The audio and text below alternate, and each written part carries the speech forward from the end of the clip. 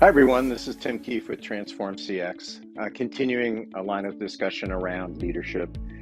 One of the things that I'm fascinated by are a lot of the infographics we see in LinkedIn that are being published, and a lot of them are great, validating kind of the boss versus a leader type of approach. Bosses say I, leaders say we. Bosses have a tendency to always be right, can be very belittling in conversations, implying you're not smart enough to understand, to be challenging whatever they may be saying. Whereas leaders listen first. I love the value that T-Tech had, which was listen to understand. And I think that's something that we don't always do. I'm guilty of it at times. I try not to be, but it's that thing of I've already decided what the answer is before I've even heard the conversation. The other thing too, I think as leaders, we need to be really conscious of not being the first one to offer an opinion. When opinions come out, you need to step back and allow the team to engage, because if you're the leader and you say, "Oh, I think we should do X," that pretty much ends the conversation. So when we look at these types of, infographics, balancing leaders versus bosses, I think there's a really important need as a business leader, no matter where you are in the organization or how big your team is, to be able to look in the mirror and really, is that who I am, or is that how I perform?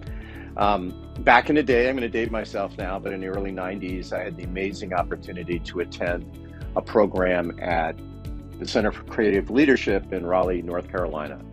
And that program was fascinating.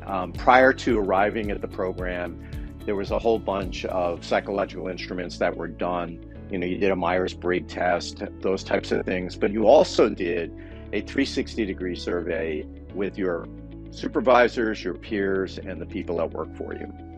Now, most of us are really good at that, annual evaluation or quarterly feedback from our boss, maybe to our subordinates, but particularly the peer piece of it is really hard. And one of the things I learned out of that program, which was not, hey, here are ways to better manipulate people, manage people, et cetera. That whole program was really about who you are as an individual.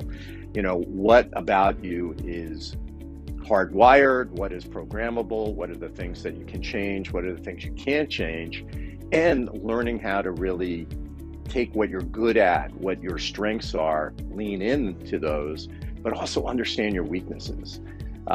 Without going into a lot of detail, it was brutal.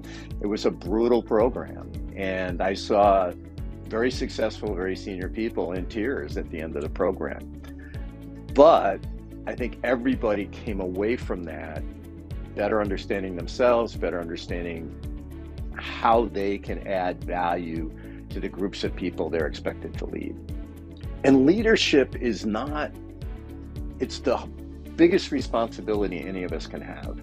And I don't always think that people know that or think about it. They pursue the title, they want the money, and they want the perks that come with it and the view of respect. But are they really earning that respect from people? Because when you realize as a leader, you can change somebody's life, both good and bad, that works for you. So I want to just talk about the 360 view. I think it's a program that used to be really popular. I think it's time for it to come back. I think all of us need to be able to look in the mirror and go, what am I good at? What am I struggle with? And be willing to listen and learn from the people that we work with, the people that we report to, and the people that we manage. Thanks again. This is Tim Keefe with Transform CX. Appreciate your time.